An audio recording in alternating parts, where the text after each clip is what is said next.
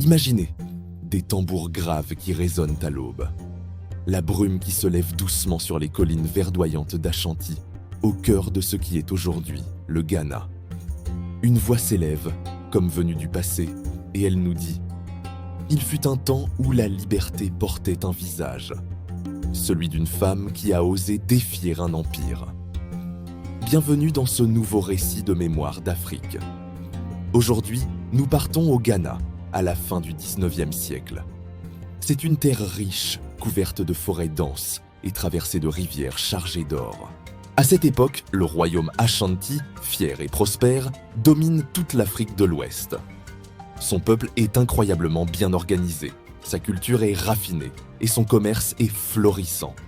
Sa capitale, Kumasi, brille comme un joyau. C'est le cœur politique et spirituel du royaume.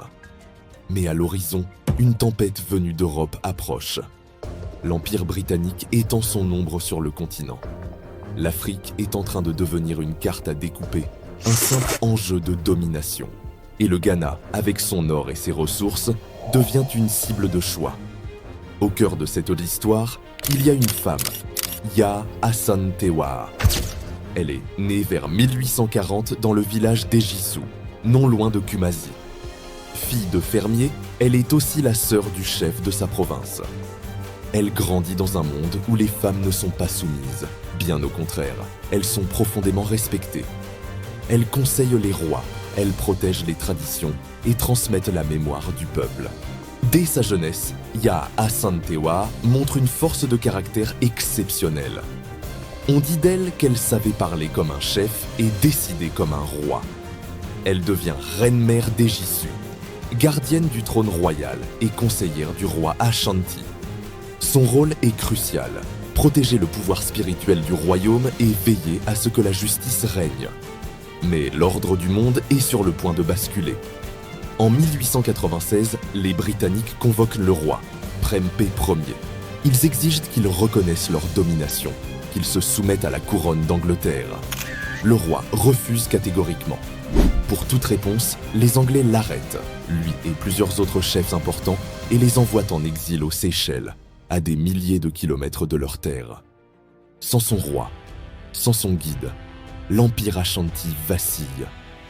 Dans les rues de Kumasi, la peur se mêle à la colère. Les soldats britanniques s'installent dans les palais, pillent les trésors et imposent leurs lois. Les symboles les plus sacrés de la royauté sont profanés. Et au centre de cette humiliation, un objet concentre toute la fierté du peuple, le trône d'or. Ce trône n'est pas un simple siège, c'est l'âme même du royaume. Le lien sacré entre le monde des vivants et celui des ancêtres. Selon la légende, il est descendu du ciel pour consacrer le tout premier roi d'Ashanti. Absolument aucun étranger ne doit jamais s'y asseoir. C'est un tabou absolu. Pourtant, en 1900, le gouverneur britannique, un certain Frederick Hodgson, ose l'impensable. Lors d'une grande assemblée avec les chefs restants, il exige que le trône d'or lui soit apporté. Il veut s'y asseoir, lui, l'homme blanc venu de Londres. Dans la salle, un silence de mort s'installe. Les chefs Ashanti baissent les yeux, tremblants de rage et d'impuissance. Personne n'ose répondre. La honte est palpable. C'est alors qu'au fond de la salle, une femme se lève. Elle est vêtue d'un pagnon rouge, symbole de guerre, et tient un bâton de chef à la main. Son regard est de feu. C'est Yaa Asantewaa. Sa voix traverse le silence comme une lame. Si vous, les hommes d'Ashanti, avez peur d'aller combattre, alors nous, les femmes, irons. Nous irons affronter l'homme blanc. Nous combattrons jusqu'à notre dernière goutte de sang. Ces mots frappent comme le tonnerre. Les hommes se regardent, d'abord honteux, puis leurs visages se remplissent d'hommes de fierté. Ce jour-là, l'étincelle de la révolte renaît. La reine-mère vient d'allumer le feu de ce qu'on appellera la guerre du trône d'or. Dans les jours qui suivent, les tambours d'Ashanti résonnent à travers les vallées. Les messagers parcourent les villages pour porter le message de la rébellion. Les hommes et les femmes affûtent leurs armes, préparent des embuscades. Les forgerons martèlent le fer jour et nuit, tandis que les griots chantent les exploits des anciens héros pour galvaniser les troupes. Yaa Asantewaa, debout, lève la main et déclare « L'Ashanti vivra libre ou disparaîtra debout ». Les troupes britanniques avancent, pleines de confiance. Mais dans les forêts épaisses, les Ashanti connaissent chaque sentier, chaque arbre, chaque cachette. Ils frappent vite, par surprise, et disparaissent aussitôt dans la végétation. Les Anglais tombent dans les pièges, perdent leurs provisions et s'épuisent sous la chaleur tropicale. C'est une guerre d'honneur et de ruse. Rapidement, la capitale Kumasi est assiégée. Les soldats britanniques, retranchés dans un fort, se retrouvent encerclés. Pendant des semaines, les guerriers Ashanti tiennent leur position. Les femmes jouent un rôle crucial. Elles transportent la nourriture et les munitions. Et leur chant donne du courage aux combattants. Ya Asantewaa dirige les opérations depuis son village d'Ejisu. Elle planifie chaque mouvement. Elle inspire chaque combat. La guerre dure des mois. Les rivières se teintent de rouge, de poussière et de sang. Les chants de guerre résonnent dans la nuit. Malheureusement, les armes des Anglais sont plus puissantes. Leurs canons font trembler la terre. Les villages brûlent, les uns après les autres. Les vivres commencent à manquer du côté des Ashanti. Malgré tout, Ya Asantewaa refuse de fuir. Un chef ne tourne pas le dos à son peuple, dit-elle. Son courage incroyable galvanise les derniers combattants. Les Anglais, surpris par une telle ténacité, redoublent de violence.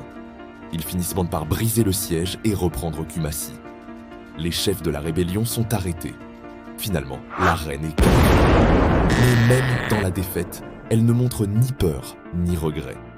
Lorsqu'on lui demande si elle regrette sa révolte, elle répond calmement « J'y ai fait ce qu'une mère devait faire pour ses enfants ».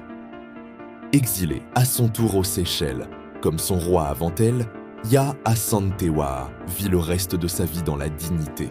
Elle continue d'écrire, de prier et de rêver d'un Ghana libre. Les années passent. En 1921, loin de sa terre qu'elle aimait tant, elle s'éteint. Mais son nom est déjà devenu une légende. Dans les villages Ashanti, les griots racontent son histoire. Les enfants apprennent ses paroles par cœur. Les femmes se transmettent son courage comme un héritage sacré. Son esprit plane sur les forêts et les marchés. Et chaque fois que l'on parle de liberté, son nom renaît. Lorsque le Ghana devient enfin indépendant en 1957, le peuple célèbre son souvenir. Ya Asantewaa est officiellement reconnue comme une héroïne nationale. Des écoles, des hôpitaux et des monuments portent son nom. À Ejisu, son village natal, un musée lui est entièrement dédié. Les femmes dansent encore sur le rythme de ses chants de guerre. On l'appelle Mère du courage, Reine du trône d'or, celle qui n'a jamais plié. Aujourd'hui encore, son nom symbolise la résistance africaine face à l'oppression.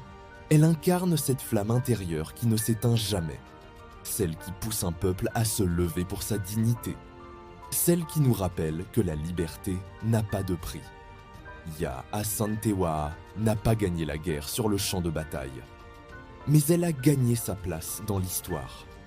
Son combat a traversé le temps, porté par les voix des griots, gravé dans la mémoire des femmes et ancré dans la terre d'Afrique. Sa voix résonne encore à nos oreilles. Si vous, les hommes, ne vous levez pas, alors nous, les femmes, le ferons. Un cri éternel, un écho de justice, de fierté et de liberté. Merci d'avoir écouté ce récit. Si l'histoire de Ya Asantewaa vous a inspiré, n'hésitez pas à aimer cette vidéo, à la partager et à vous abonner pour ne manquer aucun de nos prochains voyages dans la mémoire du monde. À très bientôt.